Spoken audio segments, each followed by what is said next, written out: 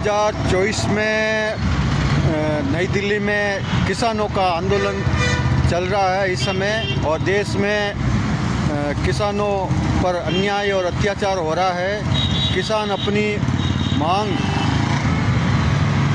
मनाने के लिए दिल्ली आ रहे थे, तो किसानों पर इस मोदी की कंस सरकार ने किसानों पर आंसू गैस के गोले छोड़े और रास्ता अवरुद्ध करते हुए किले बिछा दी। तो देश के प्रधानमंत्री जो इस समय नरेंद्र मोदी हैं, वो तो अपनी तनख्वाह में 5 रुपये भी कम नहीं लेते हैं और देश का खजाना खाली कर रहे हैं अपने उद्योगपति मित्रों का माफ़ करते हुए। मगर किसानों की उचित मांग है जो MSP, उनको उनका हक नहीं दे रहे हैं और उन पे अन्याय करते हुए, लाठीचार्ज करते हुए आंसू गैस के गोले छोड़े जा रहे हैं। ये देश की किसानों पर कंस सरकार है। इस कंस सरकार को उखाड़ने का दायित्व देश के हर किसान, मजदूर, आम आदमी को है। 2024 में क्या आप चाहते हैं कि आपके परिवार पर ये कंस सरकार अन्याय और अत्याचार करते हुए, आपके बच्चों को बेरोजगार करते हुए ये सरकार 2024 में तीसरी बार आनी चाहिए? ये देश के लोगों को सोचना समझना आवश्यक है कि इस कंस सरकार को उखाड़ना बहुत ही आवश्यक है। देश के लोगों को अपने बच्चों का भविष्य और अपना बूढ़ापा देखते हुए इस मोदी सरकार को 2024 में अपनी सूझबूझ से देश से बाहर भारतीय जनता पार्टी को बाहर फेंकना है।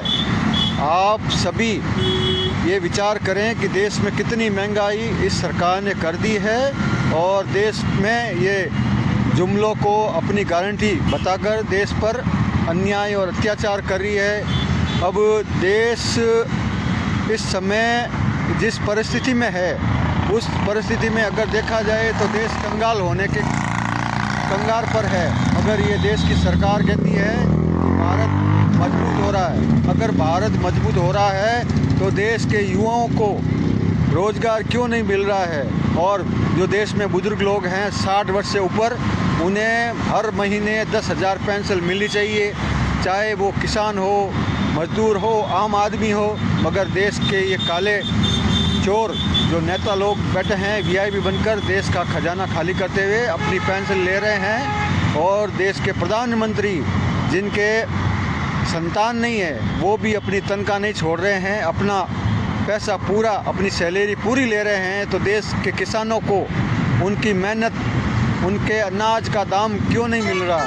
ये सरकार का सरासर अन्याय है, अत्याचार है। और जब वो दिल्ली आने की अपनी मांग करते हैं तो उन पर अन्याय और अत्याचार, रास्ते अवरुद्ध किए जाते हैं और उन पे आंसू गैस के गोले छोड़ते हुए देश के किसानों पर गोलियां बरसाई जा रही है।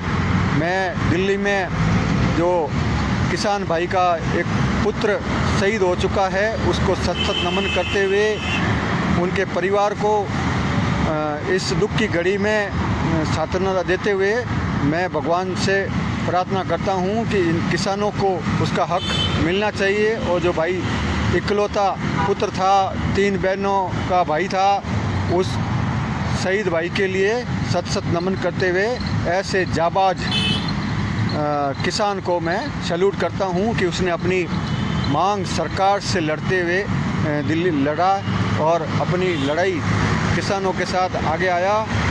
तो देश की सरकार से मैं कहना चाहता हूं कि समय रहते इस मांग को, किसानों की जो उचित मांग है, उन सभी मांगों को मानते हुए उनके साथ न्याय करें। अन्यथा ये कंस सरकार को इस देश में अब कोई रहने का कोई हक नहीं है। मैं मुकेश कड़वा से, समाज सुधारक, जोधपुर।